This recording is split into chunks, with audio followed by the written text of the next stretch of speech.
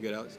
Yeah. Hey, everybody. Here at the Hatchet House. Dustin Dopirak, Alex Bozich from Inside the Hall, Hugh Kellenberger. Zeller. The mic is finally working. It is. It just started working. I didn't hear anything Cody Zeller said for the first 10 minutes. We did gather Cody Zeller to Indiana. Zellerpalooza, ladies and gentlemen. Zellerpalooza is on like Donkey Kong. Alex, your thoughts? Obviously, big day for IU. As we saw afterwards, the fan interest was off the charts as the word Zeller became a top 5 trending topic on Twitter, which is impressive. That's pretty amazing. Just right behind the sponsored one that they always have up there. That's not even a real trending topic. Right. Behind one of the things that 16-year-old girls do, like we can't be friends. Something Veterans like that, yeah. Day, then Cody, then Happy Veterans Day. I thought there's something. There's two Veterans Day, but there's something about Cody being above Happy Veterans Day. Right. I wish Zellerpalooza itself would have made it. That would have been proud moments for very much and for Chronic mostly. Right. That would have been big. Guys, Cody was not shy. I asked him, what does he think he can accomplish, and he said a championship. Mm. Is that fair, or is Cody putting even more expectations on himself? I don't know that he's putting. I mean, I don't know if you asked him a different way, with more one-on-one setting. But if you're talking about what he said at the podium, not the way he said it. I mean, I think he was like, what are your expectations? He says, well, wherever I would go, I would hope to win a national championship. I don't, and he kind of, I don't want to say he tempered it, but he said, we hope to work toward that. And I mean, I think he said it meaning, look, if you go to college to play at a big major program, that's why you go. Those are the things that you expect and want to do. And I don't know if he did put more on himself. I think he also looks around and realizes what could be coming with him. Obviously he's already got Hana Perea here. There's, he's been talking to Yogi Ferrell, and it's hard to believe, I guess. I talked to Kevin Farrell a few moments ago, Yogi's father. He said that Yogi had called him with the news. He was really excited and said he wanted to talk about some things tonight. Wasn't sure what that was. He said maybe he wants to cram in some visits. Maybe it's something completely else. But it certainly sounds promising from IU's perspective. I mean, sure, it could pop anytime. And it doesn't. I'd be with those two in the mix. I'd be really surprised if he went elsewhere. So you have those guys.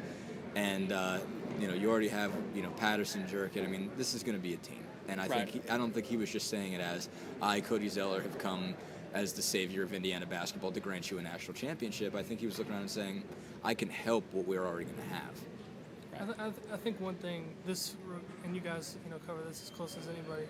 This feels different than the other commitments that Tom Crean's got. Not to take any away from those guys, but the whole atmosphere today.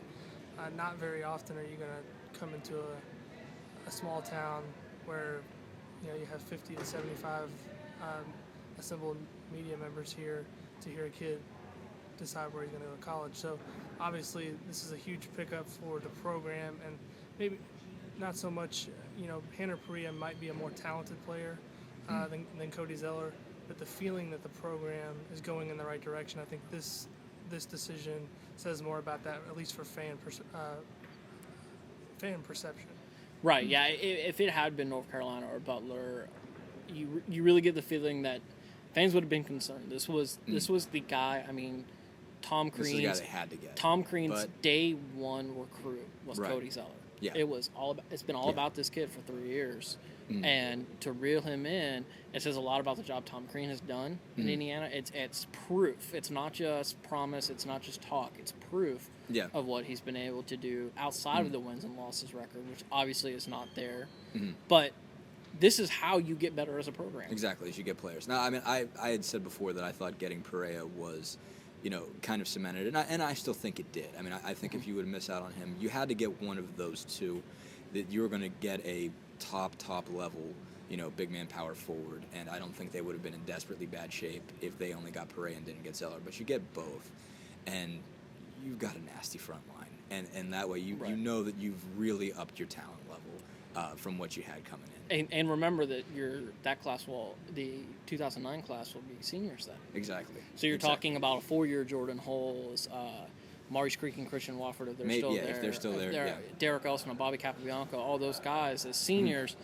mixing in with that group. And that's actually the recipe that most national champions have, is that you have build the base, and then you get the guys that put you over the edge. You have those veteran guys that can kind of teach everybody else, and that's when you have a freshman in a great position, and that's sometimes when a freshman can even lead you to a championship, is when he's got guys around him that are seniors that are experienced, that have been through the wars, that can do those sorts of things. And as we said before, I mean, this class is pretty close. If they get these next two recruiting classes in 11 and 12 are getting pretty close to complete in terms of having everything that you would want out of them. Not only just the number of guys with talent, but the variety of talent. Yeah. Having a guy like a Ron Patterson, having a true center in Peter Jerkin. If you get Farrell, you got a true point guard. Maybe probably the only thing that they need is a wing scorer that can really break you down. And that would be Gary Harris or Jeremy Hall. And forget all. At a shooter. Exactly. I'm a shooter. Exactly. Gene Miller, ladies and gentlemen. You want to say hi? This is not one of you guys, is it? It is not. No, I don't think so. Somebody put that up there and left it there. I mean, Sorry about the delay, everyone. Gene Miller came to ask us a question. Yeah, let's get back to talking about potential 2012. You mentioned having Austin Ethering too, Victor Oladipo, Will Sheehy. I mean, it's a real legit team. Alex, what do you think? Where's IU going to be in 2012, 2013? I think realistically, based on what some of the programs in the Big Ten right now are going to be losing over the next couple of seasons, it's not out of the question to expect that IU can be competing for a Big Ten championship by then. And I'm sure that's what Tom Crean has on his mind as he brings in these new young players. And 2009 class really set the foundation, I think, for what he wants to do over the next couple of years. And all of a sudden you start to see these other pieces, and as long as they gel, as expected, I don't think there's any question that a Big Ten championship is definitely within reach, and hopefully for the fan bases thinking a deep run in the NCAA tournament. All right. It's hard to predict that kind of stuff. I mean, to say, okay, this is going to be a national championship team or whatnot, you're talking about a single elimination tournament 4 years from now. Yeah, it's hard. The idea of predicting how that breaks down is virtually impossible. But and also the difficulty with recruiting so much talent is that keeping that talent on campus and building together. All those, at that point, that's what really tests you as a coach. But Tom Crean, this is a major step for Tom Crean. Yeah. I mean, I think that's what it really comes down to, is that it's like a guy he had to get. He got him. This is very validating, I would think. I think Perea was, as it was already, but this is even more validating because so much was put into this. And obviously he means a lot symbolically, probably more than he should, symbolically, just in terms of like that Southern Indiana kid that Indiana used to always get. And, kind of proving again that Indiana not necessarily owns that guy, but gets that guy. Obviously part of a family where, it had two really talented older brothers that went elsewhere. And it means a lot that way. It means a lot for what, validation for Tom Crean, and gives you, again, a nasty front line in 2011, 2012. Yeah, sounds good. Alex, any parting thoughts? Not anything that we haven't already covered. Just the whole day, and I know you guys have been on this beat for a while, both of you. Not really. Dustin a couple of years, but and Hugh, you've been around. Yeah. Does this feel like the biggest story you guys have covered since you've been here? For me, in a way.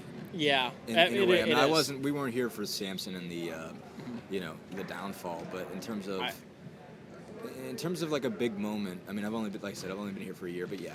Right. Yeah. I was here for Crean's first season, and that was interesting. Like, I was incredibly interested because nobody had any idea what to expect out of that group and what to expect out of Tom. And yeah, I mean, I would say this is the biggest news story that has happened since everything went down. Yeah, really. I think that speaks to where the program was and where it's headed.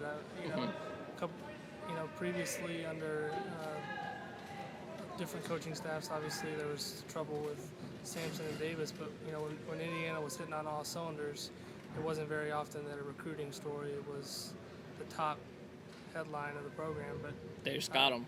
They just got the players that they expected to get, and now I think it's getting back to that point with what Tom Crean's doing. So definitely, I think a big story, but also a step in the right direction for the program overall. We will leave you on Alex's fine, ponderous words. Yep. Thanks, guys.